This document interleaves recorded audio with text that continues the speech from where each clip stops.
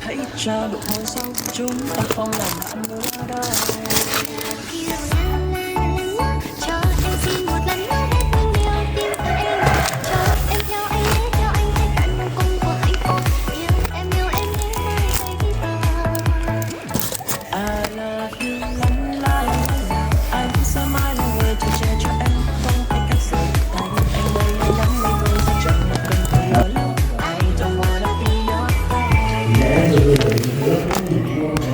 Never switching, never switching.